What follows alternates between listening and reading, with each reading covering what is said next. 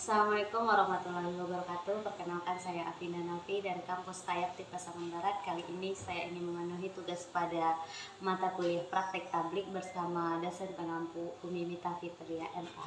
Di sini kami ditugaskan untuk memberikan sedikit ceramah kepada saudara-saudara sekalian. Bismillahirrahmanirrahim. Alhamdulillahillazi hadana li hadza wa kunna linahtadiya laula an hadanallah. Asyhadu an la ilaha illallah wa asyhadu abduhu wa rasuluhu la nabiyya ba'da amma ba'du.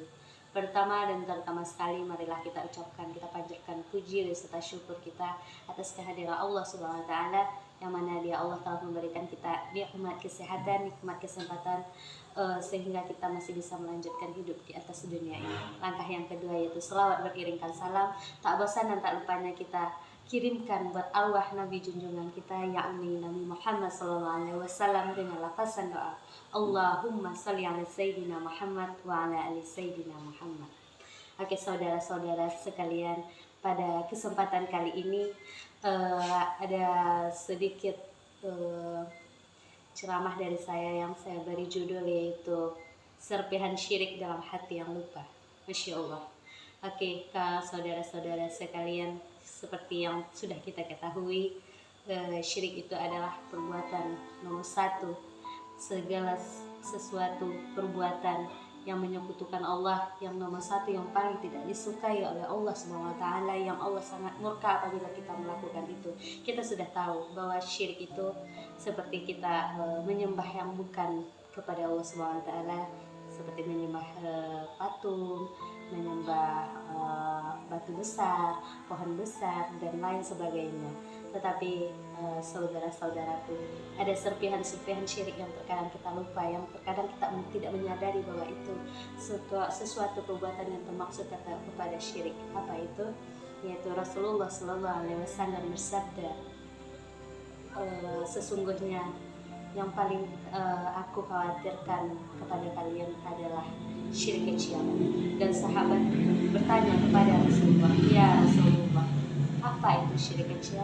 Lalu Rasulullah menjawab kepada sahabat, ria. Wahai saudara-saudara sekalian, ria ternyata sudah termasuk ke dalam perilaku syirik. Dengan kita berperilaku ria, ternyata ria sudah dapat dosanya, syirik juga sudah dapat dosanya. Seperti yang kita ketahui, syirik adalah perbuatan yang paling dimurkai oleh Allah. Jadi saudara-saudaraku sekalian, ada empat perbuatan yang termasuk ke dalam syirik. Yang pertama yang sudah saya jelaskan tadi, yang sudah disebutkan oleh Rasulullah SAW, yaitu ria. Ria itu adalah perbuatan yang seperti kita melaksanakan sholat, membaca Al-Quran, melaksanakan sholat apabila dilihat orang lain, kita menjadi rajin melaksanakan sholat dan membaca Al-Quran, kita mengeraskan suara kita supaya orang lain mendengar kalau kita sedang membaca Al-Quran. Artinya kita ingin dipuji, ingin dilihat oleh orang lain apabila melakukan suatu ibadah. Yang kedua, wahai saudaraku, yaitu takut kepada selain kepada Allah. Seperti contohnya kita takut kepada dukun, takut kepada orang kaya, dan takut kepada benda-benda, seperti takut kepada rentenir yang menagih hutang. Kita rasa takut yang berlebihan itu sehingga kita lupa bahwa kita hanya boleh takut kepada Allah Subhanahu wa taala. Jadi ini sudah merupakan bahwa kita sudah melakukan syirik. Allah SWT telah berfirman dalam surat Ali Imran ayat 175 yang artinya, sesungguhnya janganlah kamu takut karena mereka seibarat itu adalah setan-setan dan kawan-kawannya yang menakut-nakuti kamu. Jadi janganlah kamu merasa takut, takutlah kepada aku jika kamu benar-benar beriman. Dan yang ketiga, kawan-kawan, saudara-saudara sekalian, yang termasuk ke dalam syirik adalah menggantungkan harapan ke dunia, atau menggantungkan diri kita kepada orang kaya, menggantungkan diri kita kepada hal-hal gaib. Jadi itu sudah merupakan suatu syirik. Dan yang keempat, kawan-kawan sekalian, ini sudah sangat sering terjadi di dunia kita sehari-hari, yaitu kita misalnya apabila kita berbicara seperti ini kepada kawan kita, kalau tidak gara-gara si A mungkin saya akan celaka. itu kan perkataan yang sering kita bicarakan. Jadi seperti yang kita bahas sekarang itu ada termasuk syirik, wahai saudara-saudaraku. Jadi kalau kita ingin berbicara seperti itu, sebaiknya kita mengganti kata-katanya dengan kalau tidak pertolongan Allah SWT melalui si A, alhamdulillah saya tidak celaka. Jadi kawan-kawan sekalian, untuk menjauhi diri kita semua dari perbuatan syirik itu, marilah kita pagari, kita teguhkan hati. Yang pertama dengan melakukan caranya, yaitu memperdalam ilmu tauhid. Kita memperdalami ilmu tauhid, rajin-rajin membaca Al-Quran dan artinya, amanahkan apa yang disebutkan, amanahkan, artikan apa yang diartikan dalam ayat Al-Quran. Dan yang kedua yaitu muhasabah diri kita. Tanyakan siapa diri kita, tanyakan pada diri kita untuk apa, untuk siapa kita melakukan itu.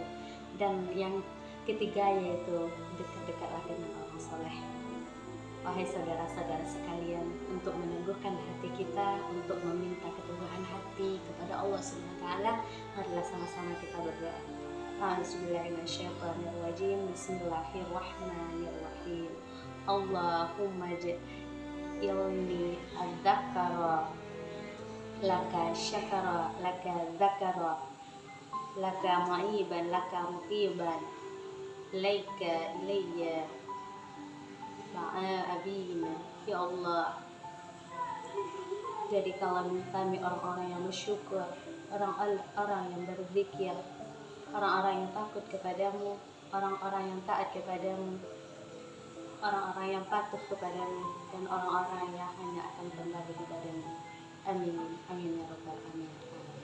Kawan-kawan sekalian, seperti yang sudah kita ketahui bahwa syirik adalah perbuatan nomor 1 yang paling dimurkai oleh Allah, dosa yang tidak bisa diampuni oleh Allah. Maka dari itu terkadang serpihan-serpihan syirik, debu-debu syirik itu bisa menjadi lama-lama bisa menjadi bukit yang akan mengurangi atau menghalangi keimanan kita kepada Allah. Jadi maka mari sama-samalah kita menjaga hati, menjaga diri supaya kita jauh dari perbuatan serpihan-serpihan syirik yang kadang kita lupa bahwa itu adalah syirik.